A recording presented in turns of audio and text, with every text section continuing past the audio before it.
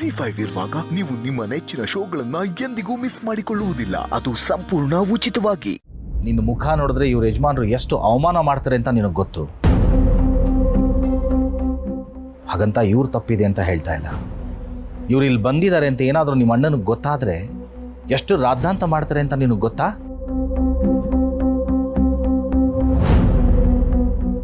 ಆಗ ನೀನು ಅನುಭವಿಸೋ ಕಷ್ಟನ ನನ್ನ ಕೈಲಿ ನೋಡೋಕ್ಕಾಗಲ್ಲ. ತಪ್ಪಿದ್ರೆ ಕ್ಷಮಿಸು.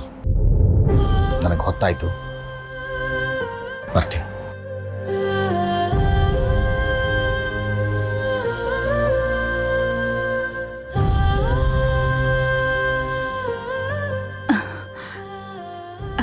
ಅತ್ತಿಗೆ, ಅವ್ರು ಹಾಗಂದ್ರು ಅಂತ ಬೇಜಾರಾಗಬೇಡಿ. ಪರವಾಗಿಲ್ಲ ಲಕ್ಷ್ಮಿ, ಅವ್ರೇನು ತಪ್ಪಾಗಿ ಮಾತಾಡಿಲ್ಲ. ಅವ್ರ ಮನಸ್ಸಿನ ನೋವು ನನಗೆ ಅರ್ಥ ಆಗುತ್ತೆ. ಅದೆಲ್ಲ ಬಿಡಿ ಅತ್ತಿಗೆ, ಬನ್ನಿ ಒಳಗೆ ಬನ್ನಿ. ಬೇಡ ಲಕ್ಷ್ಮಿ, ನಾನು ನಿನ್ನ ಹತ್ರ ಒಂದು ಮುಖ್ಯವಾದ ವಿಷಯ ಮಾತಾಡಬೇಕಾಗಿತ್ತು. ಇಲ್ಲಿ ಮನೆಯವ್ರ ಮುಂದೆ ಬೇಡ, ನಾವೆಲ್ಲಾದರೂ ಹೊರಗಡೆ ಹೋಗಿ ಮಾತಾಡೋಣ. ಬರ್ತೀಯಾ? ಹಾಂ, ಒಂದು ನಿಮಿಷ ಇರಿ ಅತ್ತಿಗೆ.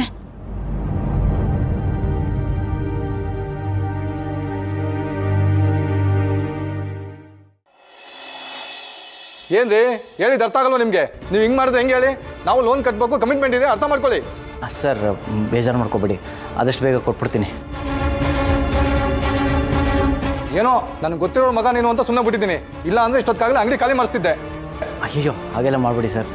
ನೋಡಿ, ನನಗೆ ನಾಳೆ ಒಂದು ಸ್ವಲ್ಪ ದುಡ್ಡು ಬರೋದಿದೆ. ನಿಮಗೆ 2 ತಿಂಗಳದ್ದು ರೆಂಟ್ ಸೇರಿಸಿ ಒಟ್ಟಿಗೆ ಪೇ ಮಾಡಿಬಿಡ್ತೀನಿ. ಈಗಲೇ ಹೇಳ್ತಾ ಇದ್ದೀನಿ, ಮತ್ತೆ ಮಿಸ್ ಮಾಡಿದ್ರೆ ಸರಿ ಹೋಗಲ್ಲ.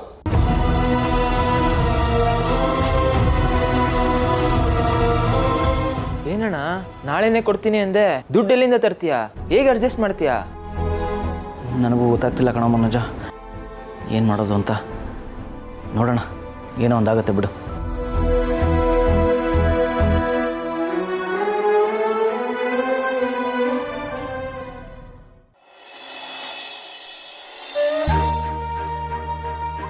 ಅದ್ಕೆ ಇವನು ನನ್ನ ದೊಡ್ಡ ಮಗ ವೆಂಕಿ ಅಂತ. ಇವನ್ ಮನೆಗೆ ಬಂದ್ಮೇಲೆನೆ ನಮ್ಗೆಲ್ಲ ಒಳ್ಳೇದಾಗಿದ್ದು. ನಮ್ಗೆ ಇವನೊಂಥರ ದೇವ್ರು ಕೊಟ್ಟು ಬರ. ಆದ್ರೆ ಇವನ್ಗೆ ಮಾತಾಡಕ್ಕೂ ಬರಲ್ಲ, ಸರಿಯಾಗಿ ಕಿವಿನೂ ಕೇಳಿಸಲ್ಲ. ಪಾಪ. ಆದ್ರೆ ನಮ್ ಎಲ್ರಿಗಿಂತ ಚುರುಕು. ಯಾರೋ ಹೆತ್ತ ಮಗುನ ನಿನ್ನ ಮಗು ಅಂತ ಹೇಳ್ಕೊತಾ ಇದೆಯಲ್ಲ, ಕೇಳಿ ತುಂಬ ಸಂತೋಷ ಆಯಿತು ಲಕ್ಷ್ಮಿ.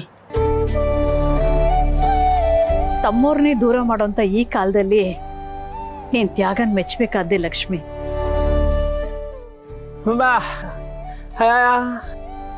ಇವರು ನನಗೆ ತುಂಬಾ ಬೇಕಾದವರು. ಇವರು ನಮ್ಮ ಮನೆಗೆ ಮೊದಲನೇ ಸಲ ಬರ್ತಾ ಇರೋದು.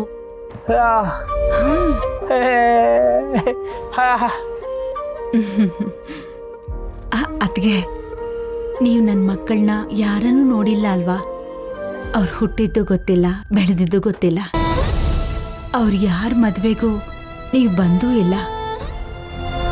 ಸಂಬಂಧಗಳ ನಡುವೆ ಹಠ, ದ್ವೇಷ, ಕೋಪನೇ ತುಂಬಿಕೊಂಡಿರುವಾಗ ಹೇಗೆ ಬರೋಕ್ಕಾಗುತ್ತೆ ಲಕ್ಷ್ಮಿ?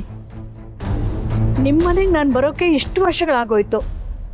ಇನ್ನು ನೀನು ನಿಮ್ಮ ಅಣ್ಣನ ಮನಸ್ಸು ಹತ್ರ ಬರೋದಕ್ಕೆ ಇನ್ನು ಎಷ್ಟು ವರ್ಷಗಳಾಗುತ್ತೋ ಏನೋ.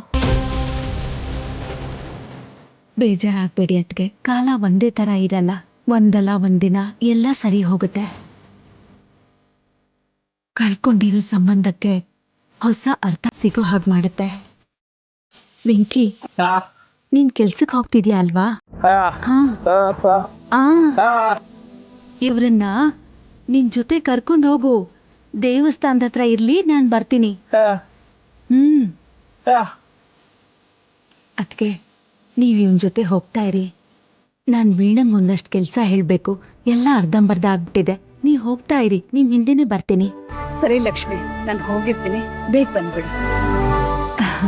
ವೆಂಕಿ, ಕರ್ಕೊಂಡು ಹೋಗು. ಬರ್ತೀನಿ.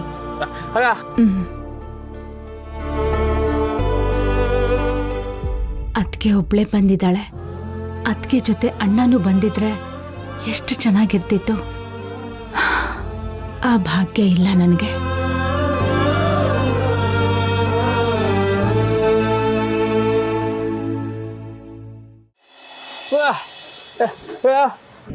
ಕಾಫಿ ಕುಡಿಯಕ್ಕ ಬೇಡಪ್ಪ, ಬೇಡ, ಪರವಾಗಿಲ್ಲ. ನಾನು ಹೋಗಿ ದೇವ್ರ ದರ್ಶನ ಮಾಡ್ಕೊಂಡ್ ಬರ್ತೀನಿ. ಲಕ್ಷ್ಮಿ ಬಂದ್ರೆ ಹೇಳ್ತೀಯಾ? ಹಾ, ಹಾ, ಹಾ, ಹಾ. ಸರಿ.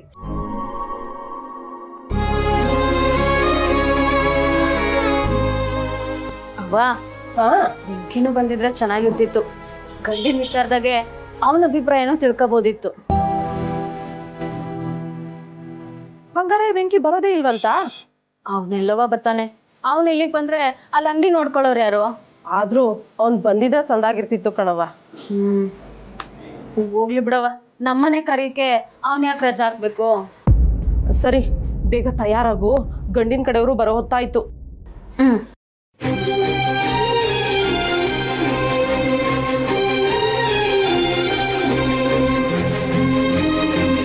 ಪೂಜೆ ಸಾಮಾನು ಕೊಡಿ.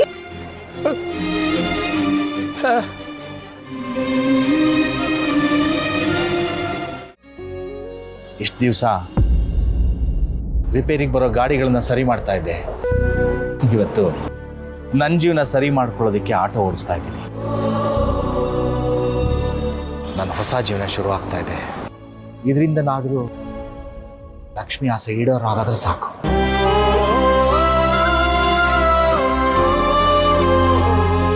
ಇದೇ ಈಗ ನನ್ನ ರಕ್ಷಾ ಕವಚ. ನಾನು ಆಟೋ ಓಡಿಸೋದನ್ನ ಯಾರಾದರೂ ನೋಡಿ ಮನೇಲಿ ಹೇಳ್ಬಿಟ್ರೆ ಎಲ್ಲ ಕೆಲಸ ಹಾಳಾಗುತ್ತೆ. ನಾನು ಕ್ಷಮಿಸ್ಬಿಡು ಲಕ್ಷ್ಮಿ. ತಲೆ ಎತ್ಕೊಂಡು ಓಡಾಡಬೇಕಾಗಿದ್ದವನು ಮುಖ ಮುಚ್ಕೊಂಡು ಓಡಾಡೋ ಪರಿಸ್ಥಿತಿ ಬಂತು. ಇನ್ನು ಸ್ವಲ್ಪ ದಿನ ಅಷ್ಟೇ, ಒಂದು ಸರಿಯಾದ ಸಮಯ ನೋಡಿ ಎಲ್ಲ ಹೇಳಿ ನಿನ್ನ ಹತ್ರ ಕ್ಷಮೆ ಕೇಳ್ಬಿಡ್ತೀನಿ. ಚಿನ್ನುಮರಿ, ಯಾಕಿಷ್ಟು ಬೇಜಾರು ಮಾಡ್ಕೊಂಡಿದ್ದೀರಿ? ಏನಾಯ್ತು? ಇನ್ನೇನು ರೀ, ಮತ್ತೆ ಫೋನಲ್ಲಿ ನೆಟ್ವರ್ಕೇ ಇಲ್ಲ, ಲ್ಯಾಂಡ್ಲೈನಲ್ಲೂ ಕನೆಕ್ಟ್ ಆಗ್ತಿಲ್ಲ. ಬೆಳಗ್ಗೆಯಿಂದ ಯಾರ ಜೊತೆನೂ ಮಾತಾಡಿಲ್ಲ. ಅವ್ರ ಜೊತೆಲ್ಲ ಮಾತಾಡ್ತಿದ್ರೆ ನನಗೆ ತುಂಬಾ ಕಷ್ಟ ಆಗುತ್ತೆ ರೀ. ಯಾಕೆ ನಮ್ಮನೆಲ್ಲ ಯಾವಾಗ್ಲೂ ಹೀಗಾಗುತ್ತೆ? ಫೋನ್ ಮಾಡಿ ವಿಷಯ ಗೊತ್ತಾದ್ರೆ ಬೇಜಾರು ಮಾಡ್ಕೋತಾರೆ ಅಂತ ಅನ್ಕೊಂಡ್ರೆ, ಫೋನ್ ಮಾಡದೆ ಇದ್ರೂ ಬೇಜಾರು ಮಾಡ್ಕೊಂಡಿದ್ದಾರಲ್ಲ. ಇವ್ರನ್ನ ಹೇಗೆ ನೋಡೋಕ್ಕಾಗಲ್ಲ. ಏನ್ ಮಾಡ್ಲಿ ರೀ? ಏನ್ರಿ ಯೋಚನೆ ಮಾಡ್ತಿದ್ದೀರಾ? ಅದೇನೋ ನೆಟ್ವರ್ಕ್ ರಿಸೀವರ್ ಅಂತ ಬರುತ್ತಂತಲ್ಲ, ಅದನ್ನ ಮನೆಗೆ ತಂದು ಹಾಕಿಸ್ರಿ. ನಂಗೆ ಅಮ್ಮ ಅಕ್ಕ ಜೊತೆ ಮಾತಾಡದೆ ಇರೋಕ್ಕಾಗಲ್ಲ, ತಲೆ ಕೆಟ್ಟೋಗುತ್ತೆ. ಚಿನ್ನುಮರಿ, ಲೈನ್ ಕಟ್ಟಾಗಿ ನೆಟ್ವರ್ಕ್ ಹೋಗಿರ್ಬೋದು. ಮಳೆ ಬರ್ತಿದೆ, ಸರಿ ಹೋಗುತ್ತೆ. ಮಾತಾಡಿದ್ರೆ ಕಾಡಲ್ಲೂ ನೆಟ್ವರ್ಕ್ ಸಿಗುತ್ತೆ ಅಂತೆ, ನೀರ್ ಒಳಗಡೆ ಮಾತಾಡಿದ್ರು ನೆಟ್ವರ್ಕ್ ಬರುತ್ತೆ ಅಂತಾರೆ. ನಮ್ಮ ಮನೇಲಿ ಮಾತ್ರ ಯಾಕೆ ಹೀಗೆ? ಯಾಕಿದ್ರೆಲ್ಲ ಜನರಿಗೆ ಮೋಸ ಮಾಡ್ತಾರೋ ಏನೋ. ಚಿನ್ನುಮರಿ ನೋಡಿ, ಬೆಳಗ್ಗೆ ಎಷ್ಟೊತ್ತಿಗೆ ಸರಿ ಹೋಗುತ್ತೆ ನೆಟ್ವರ್ಕು.